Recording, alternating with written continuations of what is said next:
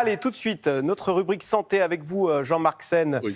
Alors, on est au milieu de l'été. C'est la saison où on se jette Eh à oui, l'eau, oui, si on oui. a de la chance d'être près Oui. d'une piscine ou près ou de la mer ou d'un lac. Néanmoins, Jean-Marc Sen, vous souhaitez Eh oui. nous prodiguer quelques conseils pour éviter les déboires et ne pas gâcher la baignade. Il y a des blessures, par exemple, comme une blessure au genou, qui nécessite de faire attention avant de se baigner. Et oui, quelquefois au genou, il y a de l'arthrose ou des lésions de ménisque. Et ça, évidemment, dans certaines nages, ça peut poser problème. Par exemple, la brasse, parce qu'on va vraiment mettre en contrainte ce genou. Et donc là, évidemment, première chose, c'est plutôt privilégier d'autres nages, comme par exemple le crawl ou nager le dos, parce que ça va diminuer les choses, diminuer en tout cas les contraintes, les douleurs. Et puis surtout, il faut faire attention, par exemple, si jamais on a des lésions méniscales, quelquefois le genou, il se bloque. Et quand il se bloque, eh bien, il vaut mieux à ce moment-là se baigner dans un endroit où on a pied, parce qu'évidemment, si le genou se bloque en pleine mer, là, c'est vraiment pas terrible. Alors, la chose, c'est, on peut essayer de prévenir tout ça et d'essayer d'aider. Pour ça, l'idée, c'est d'essayer de faire des petits exercices qui vont renforcer un petit peu. Par exemple, le fait de faire du stepping. Vous savez, on monte sur une marche, on descend, etc. On peut faire des fentes aussi, on appelle ça des squats. Et puis, on peut faire aussi l'exercice de la chaise. Ça permet un petit peu de renforcer. Ça, c'est vraiment quelque chose qui est vraiment intéressant.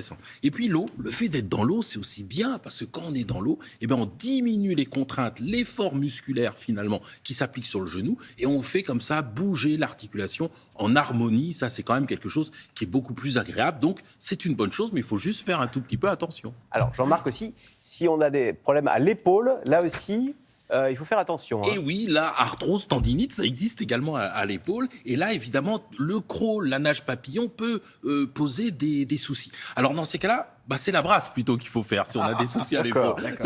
Parce qu'on contraint moins, évidemment, on contraint moins cette épaule. Ça, c'est quelque chose qui est important. Faut bien boire, faut bien s'hydrater. Ça, c'est un élément qui est important. S'échauffer correctement. On fait des mouvements comme ça, d'ouverture ou de mouvements où on lève l'épaule un petit peu avant. Ça, c'est quelque chose qui est vraiment intéressant. Puis, il faudra bien s'étirer après. Bien s'étirer, bien sûr, le bras comme ça, correctement. On croise les bras. Enfin, tout ça, c'est un élément avec le cou. Enfin, on pourra démontrer tout ça. Ça, c'est vraiment intéressant. Et ce qu'il faut faire si on souffre de l'épaule également, c'est, vous savez, il y a plein d'accessoires de nage qui existent. Demandez conseil aux maîtres nageurs, voilà, parce que en fait, ils peuvent faire, par exemple, les plaquettes, etc. Ça peut augmenter au contraire les contraintes de l'épaule. Donc ça, il faut faire attention. Alors, bien sûr, puisqu'on parle baignade, il y a le risque de noyade. Et là, Jean-Marc, vous attirez notre attention sur le fait que certaines pathologies peuvent augmenter le risque de noyade. Vous pensez notamment à l'épilepsie, dites-vous. Absolument, Axel. L'épilepsie, c'est 15 à 19 risques de noyade supplémentaires par rapport 15 fois plus. 15 fois plus de risque. 15 fois plus de risque de se noyer si on est épileptique certaines fois que les personnes qui ne le sont pas. Alors, surtout pour les formes où il n'y a pas de signe annonciateur et où il y a bien sûr des pertes de connaissance ou des convulsions, là, il faut faire attention. Il faut quand même rappeler qu'il n'y a pas de contre-indication à faire de la baignade quand on est épileptique. Il faut juste prendre certaines précautions. Les précautions, c'est d'abord d'aller dans les eaux surveillées, d'informer la personne qui surveille cette eau que l'on est épileptique. Ça, c'est la première chose. Prévenir, bien évidemment, ses proches. Ne pas se baigner seul, ça, c'est vraiment important. Et puis, il ne faut pas hésiter à porter, quand c'est possible, un gilet.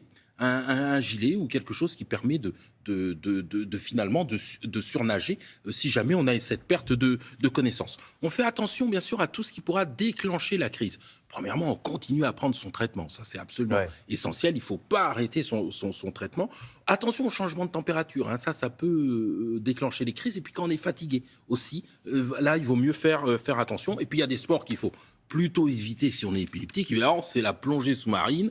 Là, il faut plutôt l'éviter parce que, évidemment, vous comprenez qu'en cas de perte de connaissance, c'est terrible. Merci beaucoup, Jean-Marc.